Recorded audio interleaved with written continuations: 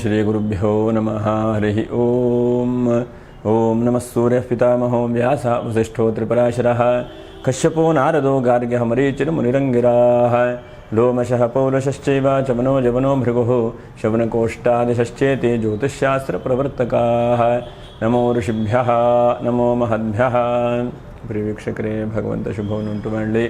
ಆತ್ಮೀಯರೇ, ಸಿಂಹರಾಶಿಯವರಿಗೆ ಗುರು ಪರಿವರ್ತನೆಯಿಂದ ಏನು ಶುಭ ಮತ್ತು ಅಶುಭ ಫಲ ಎಂಬುದನ್ನು ತಿಳ್ಕೊಳ್ಳುವಂತಹ ಒಂದು ಪ್ರಯತ್ನ ಮಾಡೋಣ. ನೋಡಿ, 1/6/2026 ಇಸ್ವಿಯಲ್ಲಿ ಗುರುವು ಕರ್ಕಾಟಕ ರಾಶಿಗೆ ಉಚ್ಚ ಸ್ಥಾನಕ್ಕೆ ಬರ್ತಾನೆ. ಹಾಗಾಗಿ ಗುರುವಿನ ಫಲ ಏನು ಎಂಬುದನ್ನು ಕೂಡ ತಿಳ್ಕೊಳ್ಳೋಣ. ಹಾಗೆ ಅನಂತರದಲ್ಲಿ 31/10/2026 ಪುನಃ ಸಿಂಹರಾಶಿ ನಿಮ್ಮ ರಾಶಿಗೆ ಗುರು ಬರ್ತಾನೆ. ಅದು ಕೂಡ 24/1/2027 ಕೂಡ ಇರ್ತಾನೆ. ಹಾಗಾಗಿ ಗುರುವು ನಿಮ್ಮ ರಾಶಿಯಲ್ಲಿ ಒಂದು 3-4 ತಿಂಗಳ ಕಾಲ ಗುರು ಇರ್ತಾನೆ. ಆದರೆ ಆರಂಭ ದಿವಸದಲ್ಲಿ ನಿಮಗೆ, ಯಾಕಂದರೆ ಕರ್ಕಾಟಕ ರಾಶಿ ಅಂತಂದು 12ನೇ ರಾಶಿ, ಹಾಗಾಗಿ ವ್ಯಯಸ್ಥಾನದಲ್ಲಿ ಗುರು ಇರ್ತಾನೆ. ಅದರಿಂದ ಏನೇನು ಫಲಗಳು ಎಂಬುದನ್ನು ಕೂಡ ನಾವು ಗಮನಿಸೋಣ. ಮಘ ನಕ್ಷತ್ರ 1, 2, 3, 4ನೇ ಪಾದ, ಹಾಗೆ ಹುಬ್ಬ ನಕ್ಷತ್ರ 1, 2, 3, 4ನೇ ಪಾದ, ಹಾಗೆ ಉತ್ತರ ನಕ್ಷತ್ರ 1ನೇ ಪಾದ. ವಿಡಿಯೋ ಮುಗಿರು ಕೂಡ ನೋಡ್ತಾ ಇರಿ. ನಕ್ಷತ್ರ ಪರಿಹಾರಗಳು ಏನು ಎಂಬುದನ್ನು ಕೂಡ ತಿಳ್ಕೊಳ್ಳುವಂಥ ಒಂದು ಪ್ರಯತ್ನ ಮಾಡೋಣ. ಯಾಕಂದರೆ ಏನಾಗಿದೆ, ಈಗ ಸಿಂಹರಾಶಿಯವರಿಗೆ ಒಂದಂತಕ್ಕೆ ಎಲ್ಲ ರೀತಿಯಾದಂಥ ಒತ್ತಡಗಳು, ಜಟಿಲವಾದಂಥ ಒಂದು ಪರಿಸ್ಥಿತಿ. ಯಾಕಂದರೆ ಅಷ್ಟಮ ಶನಿ ನಡೀತಾ ಇದ್ದಾನೆ, ಎಲ್ಲ ಒಂದಂತಕ್ಕೆ ಸುಲಭವಾಗಿ ಆಗುವಂತಹ ಕೆಲಸಗಳೆಲ್ಲ ಎಳಿತಾ ಇದೆ, ಟೈಮ್ ತೆಗೆದುಕೊಳ್ತಾ ಇದೆ. ಹಾಗಾಗಿ ಅಷ್ಟಮ ಶನಿಯ ಪ್ರಭಾವವೂ ಕೂಡ ಬಹಳ ಮಟ್ಟಿಗೆ ನಿಮಗೆ ಕೆಲವು ಜನಕ್ಕೆ ಅನುಕೂಲ ಆಗ್ತಾ ಇರ್ಬೋದು, ಆದರೆ ಅನಾನುಕೂಲ ಹೇಳುವಂಥದ್ದು ಬಹಳಷ್ಟು ಜನಕ್ಕೆ, ಬಹಳಷ್ಟು ಒತ್ತಡಗಳು ಹೀಗೆಲ್ಲ ನಿಮಗೆ ಆಗ್ತಾ ಇದೆ. ಹಾಗಾಗಿ ಈ ಗುರು ಪರಿವರ್ತನೆಯಿಂದ ಆದರೂ ಕೂಡ ಏನಾದರೂ ಶುಭವಾಗುತ್ತಾ ಎಂಬುದನ್ನು ನಾವು ತಿಳ್ಕೊಳ್ಳುವಂಥ ಒಂದು ಪ್ರಯತ್ನ ಮಾಡೋಣ. ಯಾಕಂದರೆ ಗುರುವು ಬಹಳ ಮುಖ್ಯವಾಗಿ ಅತ್ಯಂತ ಶುಭಗ್ರಹ ಎಂಬುದನ್ನು ಕೂಡ ಹೇಳ್ತೇವೆ. ಹಾಗೆ ಗುರು ನೋಡೋಣ, ಈಗ 12ನೇ ರಾಶಿಯಲ್ಲಿದ್ದಾಗ ಏನೇನು ನಿಮ್ಗೆ ಒಳ್ಳೆ ರೀತಿಯಾದಂತಹ ಫಲಗಳನ್ನು ಕೊಡಬಹುದು ಎಂಬುದನ್ನು ನೋಡ್ತಾ ಹೋದರೆ, ಒಂದು ಹಂತಕ್ಕೆ 12ನೇ ರಾಶಿಯ ಗುರು ಉಚ್ಚನಾದಂತಹ ಒಂದು ಪರಿಸ್ಥಿತಿಯಾಗಿ ಒಳ್ಳೆ ರೀತಿಯಾಗಿ ಖರ್ಚಾಗುವಂಥದ್ದು ಆಗಬಹುದು. ಒಳ್ಳೆ ರೀತಿಯಾದಂತಹ ನಿಮ್ಮ ಧಾರ್ಮಿಕವಾದಂಥ ಅನುಕೂಲತೆಗಳು ಜಾಸ್ತಿ ಆಗಬಹುದು, ಅಥವಾ ಧಾರ್ಮಿಕ ಕ್ಷೇತ್ರದಲ್ಲಿರುವಂಥ ವ್ಯಕ್ತಿಗಳು ಹೆಚ್ಚಿನದಾದಂಥ ಅವಕಾಶಗಳಾಗಬಹುದು. ಮತ್ತು ಈಗ ಉದಾಹರಣೆಗೆ ಎಲ್ಲೋ ಒಂದು ಕಡೆ ಭೂಮಿಯನ್ನು ನಾವು ಸೇಲ್ ಮಾಡಬೇಕು ಅಂದ್ಕೊಳ್ತಾ ಇದ್ದೇವೆ, ಅದು ಸೇಲ್ ಮಾಡಿ ಬೇರೆ ಕಡೆ ತೆಗೆದುಕೊಳ್ತಾ ಇದ್ದೇವೆ, ಇದು ಅನುಕೂಲ ಆಗಬಹುದು. ಯಾಕಂದರೆ ಗುರು ಅದನ್ನೇ ನಿಮ್ಗೆ ಅನುಗ್ರಹಿಸ್ತಾನೆ. ಯಾಕಂದರೆ ಎಷ್ಟೋ ಸಲ ನೀವು ಆರಂಭ ಮಾಡಲಿಕ್ಕೆ ಸ್ವಲ್ಪ ಕಷ್ಟ, ಅಥವಾ ಕಟ್ಟಡ ಕಟ್ಟಲಿಕ್ಕೆ ಸ್ವಲ್ಪ ಕಷ್ಟ, ಆದರೆ ಅದನ್ನು ಸೇಲ್ ಮಾಡಲಿಕ್ಕೆ ಈ ಸಮಯದಲ್ಲಿ ದಾರಿ ಆಗಬಹುದು. ಅಥವಾ ಭೂಮಿಯ ವ್ಯಾಪಾರ ವ್ಯವಹಾರದಲ್ಲಿ ಎಲ್ಲೋ ಒಂದು ಕಡೆಗೆ ಲಾಭಗಳು, ಎಲ್ಲೋ ಒಂದು ಕಡೆಗೆ ಮನಸ್ಸಿಗೆ ಸಮಾಧಾನ ಹೀಗೆ ಸಿಗುವಂತಹ ಅವಕಾಶಗಳನ್ನು ಕೂಡ ಗುರು ಅನುಗ್ರಹಿಸ್ತಾನೆ. ಹಾಗೆ ಬಹಳ ಮುಖ್ಯವಾಗಿ ಗಮನಿಸುವಂಥದ್ದು, ಗುರು ನಿಮಗೆ ಉಚ್ಚವಾದಂಥ ಒಂದು ಸ್ಥಾನ ಅಂತಂದರೆ ಧಾರ್ಮಿಕ ಮುಖಂಡರಿರಬಹುದು, ಅಥವಾ ಔಷಧಿ ಉಪಚಾರ ಕೊಡುವಂತಹ ವ್ಯಕ್ತಿಗಳಿರಬಹುದು, ಅಥವಾ ಕೆಲವೊಂದು ಸಲ ಟೀಚಿಂಗ್ ಪ್ರೊಫೆಷನ್ ಇರುವಂಥ ವ್ಯಕ್ತಿಗಳಿರಬಹುದು. ಅಂಥವರಿಗೆಲ್ಲ ಉಚ್ಚವಾದಂಥ ಸ್ಥಾನದಲ್ಲಿದ್ದಾಗ ಬೋಧನೆ ಮಾಡುವಂಥ ಒಂದು ಶಕ್ತಿಯನ್ನು ಕೊಡ್ತಾನೆ. ಬೋಧನೆ ಅಂದರೆ ಯಾವುದು? ಇದು ಒಳ್ಳೆ ಕೆಲಸ ಮಾಡಪ್ಪ, ಅಥವಾ ಈ ಥರ ಇದನ್ನು ಕಲಿಯಪ್ಪ, ಅಥವಾ ಕಂಪ್ಯೂಟರ್ ಹೀಗಿರುತ್ತಪ್ಪ, ಏನು ಬೇರೆ ಬೇರೆ ರೀತಿಯಾದಂಥದ್ದು, ಒಂದು ಲೌಕಿಕ, ಎರಡನೇದು ಅಲೌಕಿಕ, ಹೀಗೆ ಎರಡೂ ರೀತಿಯಾಗೂ ಕೂಡ ಗುರು ನಿಮ್ಗೆ ಅನುಗ್ರಹಿಸ್ತಾನೆ. ಲೌಕಿಕವಾದಂಥ ಪ್ರಪಂಚದಲ್ಲೂ ಚೆನ್ನಾಗಾಗುವ ಹಾಗೆ, ಅಲೌಕಿಕವಾದಂಥ ಆಧ್ಯಾತ್ಮಿಕವಾದಂಥ ಮಾರ್ಗ ಮತ್ತು ತಪಸ್ಸು, ಧ್ಯಾನ, ಇದ್ರ ಬಗ್ಗೆನೂ ಕೂಡ ಜಾಸ್ತಿ ಗಮನ ಬರುತ್ತೆ. ಯಾಕಂದರೆ ಇಷ್ಟು ದಿವಸ ನಿಮಗೇನಾಗಿದೆ, ಕಷ್ಟ ಯಾಕಪ್ಪ ಅಷ್ಟಮ ಶನಿ ಬಂದಿದೆ, ತುಂಬ ಜಟಿಲವಾಗ್ತಾ ಇದೆ ಅಂಥೇಳಿ ಬಹಳಷ್ಟು ಜನ ಒದ್ದಾಡ್ತಾ ಇದ್ದೀರಿ. ಆದರೆ ಅಷ್ಟಮ ಶನಿಯು ಕಳೆಯುವಂಥ ಸಮಯವೂ ಕೂಡ ಬರುತ್ತೆ. ಹಾಗಾಗಿ ಈ ಗುರುವಿನ ಪರಿವರ್ತನೆಯಿಂದ ನಿಮ್ಮ ಖರ್ಚು ಆದರೂ ಕೂಡ ಒಳ್ಳೆಯದಕ್ಕೆ ಖರ್ಚಾಗುತ್ತೆ. ನಮ್ಮ ಕೈಯಲ್ಲಿ ದುಡ್ಡು ನಿಲ್ಲೋದಿಲ್ಲ ನಿಜ, ಆದರೆ ಅದು ಒಳ್ಳೆಯದಕ್ಕೆ ಹೋದಾಗ, ಒಳ್ಳೆ ಕಡೆಗೆ ಇನ್ವೆಸ್ಟ್ಮೆಂಟ್ ಮಾಡಿದಾಗ ಇನ್ನು 5 ವರ್ಷದಲ್ಲೋ 10 ವರ್ಷದಲ್ಲೋ ಅಥವಾ 20 ವರ್ಷದಲ್ಲೋ ಒಳ್ಳೆ ರೀತಿಯಾದಂಥ ರಿಟರ್ನ್ ಬರುತ್ತೆ. ಒಂದೇ ತಿಂಗಳ ಒಂದೇ ದಿವಸಕ್ಕೆ ಆಗದೇ ಇರಬಹುದು, ಆದರೆ ಕಾಲಾನಂತರದಲ್ಲಿ ಹೇಗೆ ಒಂದು ಬೀಜ ಹಾಕಿದಾಗ ಗಿಡ ಆಗಿ ಮರ ಆಗಲಿಕ್ಕೆ ಎಷ್ಟು ದಿವಸ ಬೇಕು ಅಲ್ವಾ, ಹಾಗೆ ಪ್ರತಿಯೊಂದು ಕೂಡ ಟೈಮ್ ತೆಗೆದುಕೊಂಡು ಆಗ್ತದೆ. ಆ ಟೈಮ್ ಒಳ್ಳೆ ರೀತಿಯಾಗಿ ಫಲ ಬಂದಾಗ, ಓಹೋ ಒಳ್ಳೆ ರೀತಿಯಾಗಿ ಆಯಿತು ಹೇಳುವಂಥ ನಿಮ್ಮ ಮನಸ್ಸಿಗೂ ಕೂಡ ಒಂದು ದಿವಸ ಮುಂದೊಂದು ದಿವಸಕ್ಕೆ ಬರಬಹುದು, ಇವತ್ತಿಲ್ಲದೇ ಇರಬಹುದು. ಹಾಗಾಗಿ ಒಳ್ಳೆ ರೀತಿಯಾದಂಥ ಖರ್ಚು, ಒಳ್ಳೆ ರೀತಿಯಾದಂಥ ಅವಕಾಶಗಳನ್ನು ಗುರು ನೀಡ್ತಾನೆ. ಹಾಗೆ ಬಹಳ ಮುಖ್ಯವಾಗಿ ನೋಡಿ, ಈಗ 31/10/26 ನಿಮ್ಮ ರಾಶಿಗೆ ಬರ್ತಾನೆ. ನಿಮ್ಮ ರಾಶಿಗೆ ಬಂದಾಗ ವಿವಾಹಾದಿ ಮಂಗಲ ಕಾರ್ಯಗಳಿಗೆ ದಾರಿ ಆಗುವಂಥದ್ದು. ಹಾಗಾಗಿ ನೀವೇನು ಫೋಕಸ್ ಮಾಡಬೇಕು ಅಂತಂದರೆ, ನವಂಬರ್ 1ನೇ ತಾರೀಕಿಂದ 24/1/2027 ಏನೇನು ಆ ದಿವಸದ ಸಮಯ ಇದೆಯಲ್ವಾ, ಅವಾಗೆಲ್ಲ ಒಳ್ಳೊಳ್ಳೆ ಕೆಲಸ ಮಾಡಲಿಕ್ಕೆ, ವಿವಾಹಾದಿ ಮಂಗಲ ಕಾರ್ಯಕ್ಕೆ ಪ್ರಯತ್ನ ಮಾಡಬೇಕು. ಹಾಗೆ ಎರಡನೇದಾಗಿ ಏನಾದರೂ ಪ್ರಯಾಣಾದಿಗಳನ್ನು ಮಾಡಲಿಕ್ಕೆ ಪ್ರಯಾಣಕ್ಕೆ ಪ್ರಯತ್ನ ಮಾಡಬೇಕು. ಹಾಗೆ ಮೂರನೇದಾಗಿ ಬಹಳ ಮುಖ್ಯವಾಗಿ ಏನಾದರೂ ಸಂಸ್ಥೆ ಬಿಸ್ನೆಸ್ ಕಟ್ಟಬೇಕು ಅಂತಂದರೆ ಆವಾಗ ನೀವು ಪ್ರಯತ್ನ ಮಾಡಬೇಕು. ಮತ್ತು ಎಷ್ಟು ಸಾಧ್ಯ ಆಗುತ್ತೋ ಅಷ್ಟು ಹೂಡಿಕೆಗಳಿಗೆ ಇಂತಹ ಸಮಯಗಳನ್ನು ಹುಡುಕಬೇಕು. ಮತ್ತು ಆದಷ್ಟು ನೀವು, ಯಾಕಂದರೆ ಎಲ್ಲ ಕಡೆಗೂ ಲೀಡರ್ಶಿಪ್ಪೇ ನಿಮ್ಮದು ಅಲ್ವಾ, ಅಲ್ಲಿ ಇಲ್ಲಿ ಹಾಗೆ ಹೀಗೆ ಅಂತೇನಿಲ್ಲ. ಎಲ್ಲೋದ್ರೂ ಕೂಡ ಸಿಂಹರಾಶಿಯವರು ಅಂತಂದ್ರೆ ಮುಂದೆ ನಿಂತ್ಕೊಳ್ತೀರಿ, ಎಲ್ಲರಿಗೂ ಸಹಾಯ ಮಾಡ್ತೀರಿ, ನಿಮ್ಮ ಕೈಯಿಂದ ಖರ್ಚಾದರೂ ಪರವಾಗಿಲ್ಲ, ಇನ್ನೊಬ್ಬರಿಗೆ ಹೆಲ್ಪ್ ಮಾಡಿ ಸಹಾಯ ಮಾಡಿ ಬರ್ತೀರಿ. ಹಾಗಿದ್ದಾಗ ಈ ಸಮಯದಲ್ಲಿ ಏನಾದರೂ ಕೂಡ ಒಂದು ಕಂಪ್ನಿ ಕಟ್ಟುವಂಥದ್ದು, ಬಿಸ್ನೆಸ್ ಕಟ್ಟುವಂಥದ್ದು, ಅಥವಾ ಪ್ರಯಾಣ ಮಾಡುವಂಥದ್ದು, ಅಥವಾ ಮನೆ ಏನಾದರೂ ರಿನೋವೇಷನ್ ಮಾಡುವಂಥದ್ದು, ರಿನೋವೇಷನ್ಗೆ ಅವಕಾಶ ಮಾಡುವಂಥದ್ದು, ಅಥವಾ ಇನ್ನೊಬ್ಬರಿಗೆ ಸಹಾಯ ಮಾಡಿ ಗಟ್ಟಿ ನಿಂತ್ಕೊಳ್ತೇನೆ ಅಂತಂದರೆ ಬೆನ್ನೆಲುಬಾಗಿ ನಿಂತ್ಕೊಳ್ಳುವಂಥ ಪ್ರಯತ್ನ ಮಾಡುವಂಥದ್ದು. ಯಾಕಂದರೆ ನೀವು ನಿಮಗೆ ಎಷ್ಟು ಮಾಡಿಕೊಳ್ತೀರೋ 10 ಪಟ್ಟು ಇನ್ನೊಬ್ಬರಿಗೆ ಮಾಡುವಂತಹದ್ದು ಅಲ್ವಾ. ಉದಾಹರಣೆ ಮಘ ನಕ್ಷತ್ರ ಇರ್ಬೋದು, ಬ ನಕ್ಷತ್ರ ಇರ್ಬೋದು ಅಲ್ವಾ. ಎಷ್ಟು ಜನಕ್ಕೆ ನೀವೇನು ಮಾಡಿಕೊಳ್ತೀರೋ ಇನ್ನೊಬ್ಬರಿಗೆ ಅಷ್ಟು ಸಹಾಯ ಸಹಕಾರ ಮಾಡುವಂಥದ್ದು. ಹಾಗಾಗಿ ಆ ಮಾರ್ಗಗಳೇನಿದೆ ಅಲ್ವ, ಅದು ಖಂಡಿತವಾಗಿ ಒಳ್ಳೆಯದಾಗುತ್ತೆ. ಯಾಕಂದರೆ ಯಾವತ್ತೂ ಕೂಡ ಪರಸ್ಪರಂ ಭಾವಜಂತಹ ಶ್ರೇಯಮವಾಪ್ಸ್ಯಥ ಅಂತ ನಾವು ಇನ್ನೊಬ್ಬರನ್ನು ಕೂಡ ನಮ್ಮ ಹಾಗೆ ಹೇಳುವಂಥ ಒಂದು ಭಾವನೆ ಇಟ್ಕೊಂಡು ತಿಳ್ಕೊಳ್ಬೇಕು.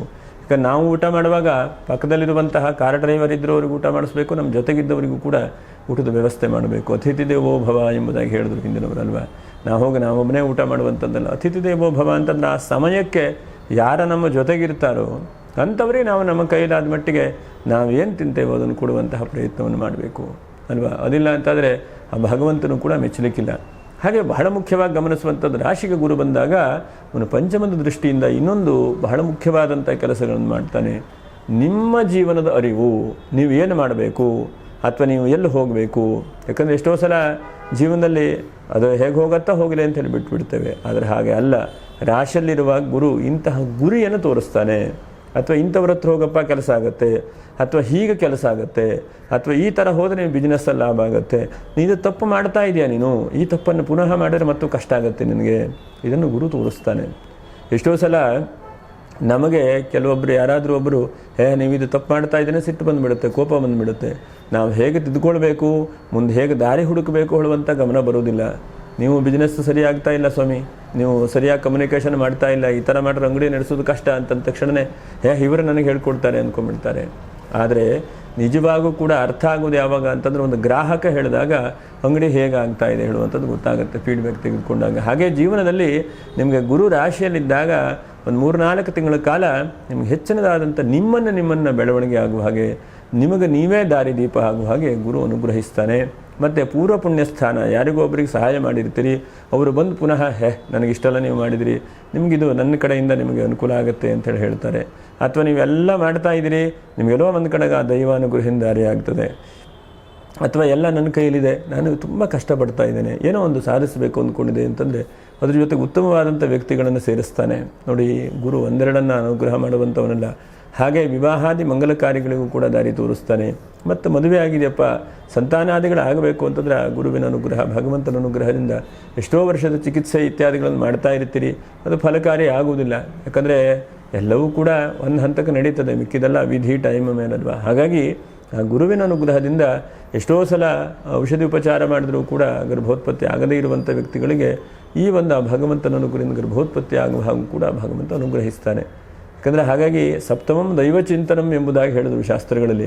ಒಂದು ಹಂತಕ್ಕೆ ನಮ್ಮ ಕೈಲಿರುತ್ತೆ, ಮಿಕ್ಕಿದೆಲ್ಲ ಭಗವಂತನ ಮೇಲೆ ಭಾರ ಅಲ್ವ. ಹಾಗಾಗಿ ಆ ಭಗವಂತನು ಗುರುವಿನ ಅನುಗ್ರಹದಿಂದ ಆಶೀರ್ವಾದವಾಗ್ತದೆ. ಹಾಗೆ ಬಹಳ ಮುಖ್ಯವಾಗಿ ಶತ್ರುಗಳ ಸಂಬಂಧವಾದಂಥದ್ದು, ಎಷ್ಟೋ ಸಲ ಒಳಗಡೆ ಇರುವಂಥ ಶತ್ರುಗಳು, ಹೊರಗಡೆ ಇರುವಂಥ ಶತ್ರುಗಳು, ಆ ಎರಡೂ ಶತ್ರುಗಳು ಕೂಡ ಸ್ವಲ್ಪ ದೂರ ಆಗುವಂಥದ್ದು. ಮತ್ತು ಬಹಳ ಮುಖ್ಯವಾಗಿ ಗಮನಿಸುವಂಥದ್ದು ಶರೀರದ ಸ್ಥಿತಿ. ನೋಡಿ, ನಿಮ್ಗೆ ಅಷ್ಟಮ ಶನಿ ಇದ್ದಾಗ ಯಾವುದೊಂದು ಮೂಳೆ ನೋವಾಗುವಂಥದ್ದು, ಆಪರೇಷನ್ ಆಗಬೇಕು, ಹೀಗೆಲ್ಲ ಒಂದು ಪರಿಸ್ಥಿತಿ ಇರುತ್ತೆ. ಆದರೆ ರಾಶಿ ಗುರು ಬಂದಾಗ ಅದನ್ನು ಯಾವುದೋ ಒಂದು ಸಣ್ಣ ಪುಟ್ಟ ಚಿಕಿತ್ಸೆಯಿಂದ ಉಪಕಾರ ಆಗ್ತದೆ. ಇಲ್ಲ ಪರವಾಗಿಲ್ಲ, ಸದ್ಯಕ್ಕೆ ನಾವು ರಿಕವರಿ ಆದಾಗ ಆಗುತ್ತೆ, ನೋಡೋಣ, ಇನ್ನು ಮತ್ತೆ ತೊಂದರೆ ಆದಾಗ ನೋಡೋಣ ಅಂಥೇಳಿ ಹಿಂದೆ ಬಂದುಬಿಡ್ತಾರೆ. ಇದು ಬಹಳ ಒಳ್ಳೆಯದಲ್ವ. ಹಾಗಾಗಿ ಶರೀರದ ಸ್ಥಿತಿ ಬಹಳ ಮುಖ್ಯವಾಗಿ ಉತ್ತೇಜನ ಕೊಡುವ ಹಾಗಾಗುತ್ತೆ. ಅನಂತರ ಅತ್ಯಂತ ಶುಭಗ್ರಹ ಗುರು ಅಂತಂದರೆ, ಹಾಗಾಗಿ ಶುಭೇರ ದೃಷ್ಟಿಯ ಒಂದು ಒಳ್ಳೊಳ್ಳೆ ರೀತಿಯಾದಂಥ ಚಿಂತನೆಗಳು, ಒಳ್ಳೆಯವರ ಜೊತೆಗೆ ಹೋಗುವಂಥದ್ದು, ಮತ್ತು ಒಳ್ಳೆ ರೀತಿಯಾದಂಥ ಮನಸ್ಥಿತಿ ಬರುವಂಥದ್ದು, ಕೆಟ್ಟ ಯೋಚನೆ ಬರದೇ ಇರುವಂಥದ್ದು ಬಹಳ ಮುಖ್ಯ ಅಲ್ವಾ. ಯಾಕಂದರೆ ನಾವು ಬಿಸ್ನೆಸ್ಸನ್ನು ಮಾಡ್ತೇವೆ, ಕೆಲಸ ಮಾಡ್ತೇವೆ ಅಂತಂದರೆ ಫಸ್ಟೇ ಮನಸ್ಸಿಗೆ ಬರುವಂಥದ್ದು ಲಾಸ್ ಆಗಿಬಿಡುತ್ತೆ, ಅಥವಾ ಸಾಲ ಮಾಡಬೇಡ ಅಂತ ಅನಿಸುತ್ತೆ ಅಲ್ವಾ. ಆದರೆ ಅದನ್ನೆಲ್ಲ ಇಲ್ಲ, ಇದು ತೊಂದರೆ ಇಲ್ಲ, ನಾನು ಇದರಿಂದ ಹೊರಗಡೆ ಬರಲಿಕ್ಕೆ ದಾರಿ ಆಗುತ್ತೆ, ನನಗೆ ಖಂಡಿತವಾಗೂ ಅವಕಾಶ ಆಗುತ್ತೆ, ಅತ್ಯಂತವಾದಂಥ ಶುಭವಾಗುತ್ತೆ ಹೇಳುವುದನ್ನು ಆ ಭಗವಂತ ನುಡಿಸ್ತಾ ಇರ್ತಾನೆ. ಅಶುಭೇರ ದೃಷ್ಟಿ, ಎಷ್ಟೋ ಸಲ ಅಶುಭ ಗ್ರಹಗಳ ದೃಷ್ಟಿಯಾದಾಗ ಶುಭವಾದಂಥ ಫಲಗಳಾಗುವುದಿಲ್ಲಂತೆ ಮನುಷ್ಯನಿಗೆ. ಮತ್ತು ನಾವು ನೋಡಿ ಯೋಚನೆ ಮಾಡಿ ನೀವು ಒಳ್ಳೆಯದಾಗತ್ತೆ, ಸರಿಯಾದಂಥ ದಾರಿಯಲ್ಲಿ ಹೋಗಬೇಕು, ಕೆಲಸ ಆಗುತ್ತೆ ಅಂತಂದರೆ ಕೆಲಸ ಆಗ್ತದೆ. ಇಲ್ಲ ಹೋಗುವಾಗೇ ನಾವು ಕಾರತ್ವಾಗೆ ಇವತ್ತು ಅವರು ಸಿಗಲ್ಲ, ಇವತ್ತು ಕೆಲಸ ಆಗಲ್ಲ, ಇವತ್ತು ಏನೋ ಸರಿಯಾಗಿ ಆಗೋದಿಲ್ಲ ಅಂದ್ಕೊಂಡ್ರೆ ಅದೆಲ್ಲವೂ ವ್ಯತ್ಯಾಸ ಆಗುತ್ತೆ. ಕಾರು ಕೂಡ ಇಲ್ಲ ಒಂದು ಕಡೆ ಟಚ್ ಆಗುತ್ತೆ. ಅದು ಪ್ರತಿಯೊಂದು ಜೀವನದಲ್ಲಿ ಎಲ್ಲರೂ ನೋಡಿದಂಥದ್ದು. ಹಾಗಾಗಿ ಶುಭವಾದಂಥ ಗ್ರಹಗಳು ನಮ್ಮ ಜೊತೆಗೆ ದೃಷ್ಟಿಯಲ್ಲಿದ್ದರೆ ಶುಭವಾದಂಥ ಕೆಲಸಗಳು ನಡೀತಾ ಹೋಗ್ತದೆ. ಮತ್ತು ಮಹಾತ್ಮರ ಅನುಗ್ರಹ, ಮಹಾತ್ಮರ ಜೊತೆಗೆ ಸಿಗುವಂಥ ಅವಕಾಶಗಳಾಗುತ್ತೆ. ಎಲ್ಲೋ ಒಂದು ಕಡೆ ಹೋಗಿರ್ತೀರಿ, ನಿಮ್ಗೆ ಗೊತ್ತಿಲ್ಲದೆ ಇದ್ದ ಹಾಗೆ ಅಲ್ಲಿ ಗುರುಗಳು ಮಹಾತ್ಮರು ಸನ್ನಿಧಾನ ಹೀಗೆ ಬಂದು ಭಗವಂತನ ಗುರುಗಳ ಅನುಗ್ರಹ ಆಗುತ್ತೆ. ಅದು ಬಹಳ ಒಳ್ಳೆಯದಾದಂಥದ್ದು. ಹಾಗಾಗಿ ಶುಭವಾದಂಥ ಅವಕಾಶಗಳು, ಶುಭವಾದಂಥ ಸೂಚನೆಗಳಾಗುತ್ತೆ. ಮದುವೆಗೆ ಬಹಳ ವರ್ಷದಿಂದ ನೋಡ್ತಾ ಇದ್ದೇವೆ, ಯಾರೋ ರಿಲೇಷನ್ಗೆ ನೀವು ಯಾರೋ ಒಬ್ಬರಿಗೆ ಹೇಳಿದಿದ್ರಿ ಮದುವೆ ಮಾಡಿಸ್ಕೊಡಿ ಅಂತ, ಕೊನೆಗೆ ಅವರು ಇಲ್ಲಪ್ಪ ಅವ್ರಿಗೆ ಒಂದು ಒಳ್ಳೆಯದಾಯಿತು, ಸೆಟ್ ಆಯಿತು ಅಂತೇಳಿ ಹೇಳ್ತಾರೆ. ಆ ಶುಭ ವಾರ್ತೆಗಳು ಕೇಳುವಂಥದ್ದು ಇದೆಯಲ್ಲ, ಅದು ಗುರು ಉಂಟು ಮಾಡ್ತಾನೆ. ಯಾಕಂದರೆ ಗುರು ಬಂಗಾರ ಇದ್ದ ಹಾಗೆ ಅಥವಾ ಬಂಗಾರ ಸೂಜಿ ಇದ್ದ ಹಾಗೆ. ಹಾಗಾಗಿ ಗುರು ಎಷ್ಟು ಒಳ್ಳೆಯದನ್ನು ಮಾಡ್ತಾನೋ ಅಷ್ಟು ಜಾಗ್ರತೆಯನ್ನು ಕೂಡ ಇಡಬೇಕು, ಅದನ್ನು ಕೂಡ ಶಾಸ್ತ್ರಗಳಲ್ಲಿ ಹೇಳುತ್ತೆ. ಹಾಗಾಗಿ ಗುರು ಬಹಳ ಮುಖ್ಯವಾಗಿ ನಿಮಗೆ ಶುಭವಾದಂಥ ವಾರ್ತೆಗಳನ್ನು ಕೇಳಿಸುವ ಹಾಗೂ ಗುರು ಮಾಡ್ತಾನೆ. ಆದರೆ ಕೆಲವೊಂದಷ್ಟು ಒಂದು 5-6 ವಿಷಯದಲ್ಲಿ ಜಾಗ್ರತೆ ಇರಬೇಕು. ಒಂದನೇದಾಗಿ ವಾಹನದ ವಿಷಯದಲ್ಲಿ ಗುರು ಬದಲಾವಣೆ ಆದರೂ ಸ್ವಲ್ಪ ಜಾಗ್ರತೆಯಿಂದಿರಬೇಕು. ಹಾಗೆ ಎರಡನೇದಾಗಿ ಖರ್ಚಿನ ವ್ಯವಸ್ಥೆನೆಲ್ಲ ಬರೆದಿಟ್ಕೊಳ್ಳುವಂಥ ಪ್ರಯತ್ನ ಮಾಡಬೇಕು. ಎಷ್ಟೋ ಸಲ ಮರ್ತು ಹೋಗಿಬಿಡುತ್ತೆ, ಹೌದೋ ಅಲ್ವೋ ಅಂತ ಆಗುತ್ತೆ. ಅವರಿಗೆ 5,000 ಕೊಡಬೇಕಿತ್ತು, ಕೊಟ್ಟನೋ ಇಲ್ಲೋ ಅಂತ ಹೇಳುವಂತಹ ಚಿಂತೆ ಬಂದುಬಿಡುತ್ತೆ. ಹಾಗಾಗಬಾರ್ದು. ಹಾಗೆ ಮೂರನೇದಾಗಿ ಶರೀರದಲ್ಲಿ ಅವಯವಗಳ ವಿಷಯದಲ್ಲಿ ಸ್ವಲ್ಪ ಮಾಡಿಸಿದ್ರೆ ಹೇಗೆ, ಬಿಟ್ಟರೆ ಹೇಗೆ, ಹೀಗೆ ಈ ಥರ ದ್ವಂದ್ವ ಸ್ವಭಾವಗಳು ಏನು ಹೇಳ್ತೇವೆ ಅಲ್ವಾ, ಆ ದ್ವಂದ್ವ ಸ್ವಭಾವಗಳು ನಮಗೆ ಕಾಡ್ತಾ ಇರ್ತದೆ. ಆದರೆ ಏನಾದರೂ ಒಂದು ಡಿಸಿಷನ್ ತೆಗೆದುಕೊಳ್ಬೇಕು, ಏನಾದರೂ ಒಂದು ಆಗಬೇಕು ಅಥವಾ ಬೇಡ ಹೇಳುವಂಥ ತೀರ್ಮಾನ ತೆಗೆದುಕೊಳ್ಬೇಕು. ಆ ತೀರ್ಮಾನಗಳು ತೆಗೆದುಕೊಳ್ಳದೇ ಇರುವ ಹಾಗೆ ಆಗಿಬಿಡುತ್ತೆ. ಮತ್ತು ಬಹಳ ಮುಖ್ಯವಾಗಿ ಗುರು ಇದು ಶುಭವಾದಂಥ ಫಲ ತೇಜಸ್ಸು ಎಂಬುದಾಗಿ ಹೇಳ್ತೇವೆ. ತೇಜಸ್ಸು ಅಂತಂದರೆ ಅವರನ್ನು ನೋಡಿದ್ರೆ ಅಥವಾ ಅವರ ಇದ್ದಲು ಹೋದರೆ ಅಥವಾ ಅವರ ಒಂದು ಎನರ್ಜಿ ಏನಿದೆಯಲ್ವ, ಎನರ್ಜಿಗಳು ನಮಗೆ ಒಳ್ಳೆಯದನ್ನು ಮಾಡ್ತದೆ. ಅಥವಾ ನಾನು ಈ ಕ್ಷೇತ್ರಕ್ಕೆ ಹೋದ ನನಗೆ ಒಳ್ಳೆಯದಾಗಬಹುದು, ಅಥವಾ ಇಂಥ ದೇವರನ್ನು ಪೂಜೆ ಮಾಡಿದ್ರೆ ನನಗೆ ಒಳ್ಳೆಯದಾಗಬಹುದು, ಅಥವಾ ಇಂಥವ್ರ ಹತ್ರ ಕೇಳಿದ್ರೆ ಒಳ್ಳೆಯದಾಗಬಹುದು ಅಂತ ನಮ್ಮ ಮನಸ್ಸಿಗೆ ಅನಿಸುತ್ತೆ. ಅದು ಬಹಳ ಉತ್ತಮವಾದಂಥದ್ದು. ಮತ್ತು ನಮ್ಮ ದೌರ್ಬಲ್ಯಗಳು, ನಮ್ಮ ಸಮಸ್ಯೆಗಳು ಏನಿದೆಯೋ ಅದನ್ನು ತಿದ್ದುಕೊಳ್ಳುವಂತಹ ಪ್ರಯತ್ನವನ್ನು ಗುರು ಉಂಟು ಮಾಡ್ತಾನೆ. ಯಾಕಂದರೆ ಪ್ರತಿಯೊಬ್ಬರೂ ತಪ್ಪು ಮಾಡ್ತಾರೆ ಜೀವನದಲ್ಲಿ. ಪ್ರತಿಯೊಬ್ಬರೂ ಕೆಲವೊಂದು ಹಂತಕ್ಕೆ ಕಲಿತಾ ಇರಬೇಕು ಜೀವನ. ಹಾಗಾಗಿ ಆ ದೌರ್ಬಲ್ಯಗಳನ್ನು ಸರಿ ಮಾಡಿ ಗುರುವು ಜ್ಞಾನವನ್ನು ಕೊಡ್ತಾನೆ. ಹಾಗಾಗಿ ಜ್ಞಾನಪ್ರದಾತ ಎಂಬುದಾಗಿ ಗುರುಗಳಿಗೆ ಕಲಿತೇವೆ.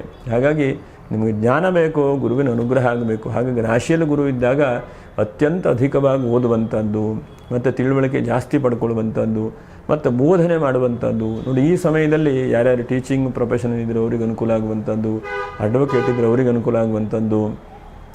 ಭಾಳ ಮುಖ್ಯವಾಗಿ ನೀವೆಲ್ಲಾದರೂ ಪ್ರಯಾಣ ಮಾಡಬೇಕು ಅಂತಿದ್ದರೆ ಪ್ರಯಾಣ ಮಾಡುವಂಥದ್ದು, ತೀರ್ಥಕ್ಷೇತ್ರಗಳ ದರ್ಶನ ಮಾಡಬೇಕು ಅಂತ ತೀರ್ಥಕ್ಷೇತ್ರಗಳನ್ನು ದರ್ಶನ ಮಾಡುವಂಥದ್ದು, ಅಥವಾ ಎಲ್ಲೋ ಒಂದು ಕಡೆ ನಾನು ಹೋಗಿ ಒಳ್ಳೊಳ್ಳೆ ಕೆಲಸ ಕಾರ್ಯಗಳನ್ನು ಮಾಡ್ತೇನೆ ಅಂತಂದ್ರೆ ಅದಕ್ಕೆ ಸಪೋರ್ಟ್ ಸಿಗುವಂಥದ್ದು. ಎಷ್ಟೋ ಸಲ ನಾವು ಒಬ್ಬನೇ ಹೋಗಬೇಕಂತಂದರೆ ಅಷ್ಟೊತ್ತಿಗೆ ಜೊತೆಗೆ ಯಾರೋ ಒಬ್ಬರು ಬರ್ತಾರೆ.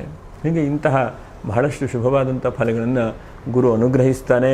ಆದರೂ ಕೂಡ ಕಷ್ಟ ನಷ್ಟಗಳಿರುವಂತಹ ವ್ಯಕ್ತಿಗಳು ಈ ನಕ್ಷತ್ರ ಪರಿಹಾರಗಳನ್ನು ಮಾಡಿಕೊಳ್ಳಿ. ಆ ನಕ್ಷತ್ರ ಪರಿಹಾರಗಳು ಏನು ಅಂತಂದರೆ ನೋಡಿ, ಬಹಳ ಮುಖ್ಯವಾಗಿ ಗಮನಿಸುವಂಥದ್ದು ಮಘ ನಕ್ಷತ್ರದವರು ಎಷ್ಟು ಸಾಧ್ಯ ಆಗುತ್ತೋ ಅಷ್ಟು ಎಲ್ಲೋ ಒಂದು ಗುರುವಿನ ಕ್ಷೇತ್ರದಲ್ಲಿ ಅನ್ನದಾನ ನಡೀತಾ ಇದೆ ಅಂತ ಇಟ್ಕೊಳ್ಳಿ. ನಿಮ್ಮ ಕೈಲಾದಂಥದ್ದು ಅದು ಇದು ಅಂತೇನಿಲ್ಲ, ಏನನ್ನು ಕೊಡಲಿಕ್ಕಾಗತ್ತೋ, ಏನನ್ನು ನಿಮ್ಮ ಕೈಯಿಂದ ಇದು ನನ್ನದಲ್ಲ ಭಗವಂತ, ಇದು ನಿನ್ನೇ ಕೊಟ್ಟಿರುವಂಥದ್ದು, ನಿನಗೆ ಸಮರ್ಪಣೆ ಮಾಡ್ತೇನೆ ಹೇಳುವಂತಹ ಎಲ್ಲಿ ಮನೋಭಾವನೆ ಬರುತ್ತೋ ಅಲ್ಲಿ ಅಕ್ಕಿಯನ್ನು, ತೆಂಗಿನಕಾಯಿಯನ್ನು, ಧಾನ್ಯಗಳನ್ನು ಅಥವಾ ಹಣವನ್ನು ಏನೋ ಒಂದು ವಿನಿಯೋಗ ಮಾಡಿ ಬಹಳ ಒಳ್ಳೆಯದಾಗ್ತದೆ.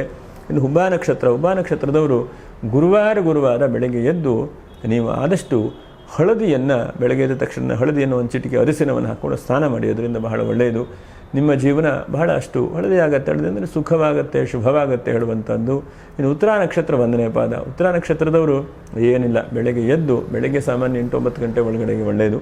ಆದಷ್ಟು ಗುರುವಿನ ಕ್ಷೇತ್ರಕ್ಕೆ ಅಥವಾ ಗುರುವಿನ ವೃಕ್ಷಕ್ಕೆ, ಗುರುವೃಕ್ಷ ಅಂತಂದರೆ ಅಶ್ವತ್ಥ ಮರ, ರಾಗಿ ಮರ ಅಂತ ಹೇಳ್ತೇವೆ. ಮತ್ತು ಶುಕ್ರನ ವೃಕ್ಷವು ಕೂಡ ಔದುಂಬರ ವೃಕ್ಷ. ಅದು ಎರಡು ಯಾವುದಾದ್ರೂ ಒಂದಾಗುತ್ತೆ. ಅದಕ್ಕೆ ಪ್ರದಕ್ಷಿಣೆ ಮಾಡುವಂಥದ್ದನ್ನು ಪ್ರಯತ್ನ ಮಾಡಿ. ಪ್ರದಕ್ಷಿಣೆ ಮಾಡ್ತಾ ಇದ್ದಂತೆ ಜಾಸ್ತಿ ಗುರುವಿನ ಬಲ ಬರ್ತಾ ಹೋಗ್ತದೆ. ಯಾಕೆಂದರೆ ಗುರುವಿನ ಅನುಗ್ರಹ ಹೇಳುವಂಥದ್ದು ಬಹಳ ಒಳ್ಳೆಯದು. ನೋಡಿ, 12ನೇ ರಾಶಿಯಿಂದ ಗುರುಬಲ ಇರುವುದಿಲ್ಲ ನಿಮಗೆ. ಗುರುಬಲ ಇಲ್ಲದೇ ಇದ್ದರೂ ಕೂಡ ಉಚ್ಚವಾದಂಥ ಸ್ಥಾನದಲ್ಲಿರುವಾಗ ಒಳ್ಳೆಯ ಥರದಲ್ಲಿ ಖರ್ಚಾಗಬಹುದು ಅಷ್ಟೇ ಗಮನಿಸಬಹುದೇ ಬಿಟ್ಟರೆ ಸಂಪೂರ್ಣವಾದಂತಹ ಗುರುಬಲವೂ ಕೂಡ ಇರುವುದಿಲ್ಲ. ಈ ಕಡೆ ಶನಿ ಬೇರೆ ಅಷ್ಟಮದಲ್ಲಿ ಕೂತಿದ್ದಾನೆ. ನೀವೊಂಥರ ಅತಂತ್ರ ಪರಿಸ್ಥಿತಿಯಲ್ಲಿ ಕೂತಾಗ ಆಗ್ತದೆ. ಪೇಪರ್ ಮಧ್ಯದಲ್ಲೋ ನಿಂತ್ಕೊಂಡಿರುತ್ತೆ, ಈ ಕಡೆ ಸಹಿ ಹಾಕಿ ನಿಮ್ಮ ಕಡೆಗೂ ಬರೋದಿಲ್ಲ. ಈಗ ಆಗಲ್ಲ, ರಿಜೆಕ್ಟು ಕೂಡ ಆಗೋದಿಲ್ಲ. ಅಪ್ಲಿಕೇಶನ್ ಹಾಕಿದಾಗ ಆಗಿಬಿಡುತ್ತೆ, ತ್ರಿಶಂಕು ಸ್ವರ್ಗ ಆದಾಗ ಹೋಗ್ತದೆ. ಹಾಗಾಗಿ ಅಂಥ ತ್ರಿಶಂಕು ಸ್ವರ್ಗ ಆಗಬಾರದು ಅಂತಂದರೆ ಆದಷ್ಟು ನಾವು ಭಗವಂತನ ಜಪ ಅನುಷ್ಠಾನವನ್ನು ಮಾಡ್ತಾ ಇರಬೇಕು. ಭಗವಂತನೇ ಎಲ್ಲೋ ಒಂದು ಕಡೆ ನಮಗೆ ಅನುಕೂಲ ಆಗುವ ಹಾಗೆ ಅನುಗ್ರಹಿಸ್ತಾನೆ. ಭಗವಂತನು ಒಳ್ಳೆಯದನ್ನು ಉಂಟು ಮಾಡಲಿ, ಗುರುಗಳ ಆಶೀರ್ವಾದ ಮಾಡಲಿ ಅಂತ ಹೇಳ್ತಾ, ಎಲ್ಲರಿಗೂ ಕೂಡ ಗುರುಬಲ ಬರಲಿ ಅಂತ ಹೇಳ್ತಾ ಗುರುಗಳಲ್ಲಿ ಭಕ್ತಿನ ಸ್ಮರಣೆ ಮಾಡೋಣ. ಓಂ ನಮಃ ಶಾಂತಾಯ ದಿವ್ಯಾಯ ಸತ್ಯಧರ್ಮಸ್ವರೂಪಿಣೆ ಸ್ವಾನಂದಾಮೃತದೃಪ್ತಾಯ ಶ್ರೀಧರಾಯ ನಮೋ ನಮಃ. ಭಗವಾನ್ ಸದ್ಗುರು ಶ್ರೀ ಶ್ರೀಧರ ಸ್ವಾಮಿ ಮಹಾರಾಜ ಕಿ ಜೈ. ಅವಧೂತ ಚಿಂತನ ಶ್ರೀ ಗುರುದೇವ ದತ್ತ. ನಮಸ್ಕಾರ.